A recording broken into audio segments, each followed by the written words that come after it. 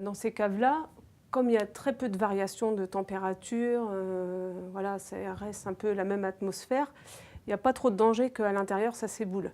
C'est plus sur les parties extérieures où des fois on a des éboulements parce qu'il y a des voûtes et puis il y a des arbres au-dessus, donc avec des périodes de sécheresse et de pluie avec, et ben évidemment ça fait des fissures et puis ça peut s'ébouler.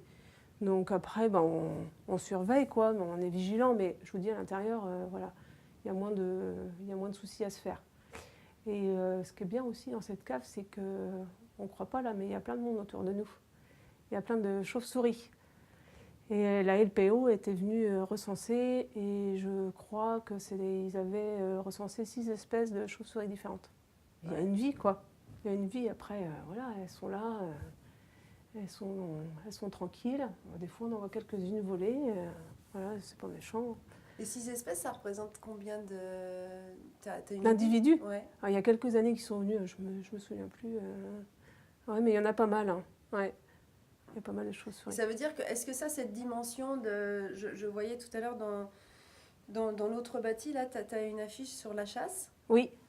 Est-ce que cette dimension aussi, tu as aussi, je crois, un mâle et une femelle Ah oui, les setters anglais, les ouais. setters anglais qui sont là. Est-ce que ton mari pratique, ou toi, est-ce que tu pratiques la chasse ou ton Mon papa? mari. Moi, j'aime bien faire la cuisine derrière, qui va avec le vin qu'il faut, quoi, bien sûr. Mais la chasse, bah, c'est plus mon mari. Après, voilà, c'est un petit plaisir. Il aime bien se balader avec ses chiens. Ça lui permet de faire un tour aussi dans les vignes. Et puis, voilà, il aime bien la chasse, mais c'est pas un fou chasseur. Non, non, mais par là, contre, il y a beaucoup de bois, il y a beaucoup de chasseurs ici aussi. Ouais, ça sous-entend, c'était ça que je voulais te demander en fait. Est-ce que le potentiel gibier, par exemple, sur la CCL, c'est quelque chose qui est important? Ah oui, oui, oui, oui, bah c'est assez boisé quand même sur la CCL. Donc, il y a plusieurs syndicats de chasse et il y a beaucoup de gibier. Donc il y a du chevreuil, il y a du faisan, il y a de la perdrix, lapin, lièvre. Il y a aussi du cerf. Voilà. C'est arrivé qu'on a vu un cerf à côté des vignes. Donc c'est assez surprenant. Les sangliers aussi. Donc les sangliers font pas mal de ravages par contre. Donc bah, ça peut être contraignant aussi pour nous sur les jeunes plantations ou les vignes quand elles commencent à pousser au printemps, parce que les chevreuils broutent la vigne.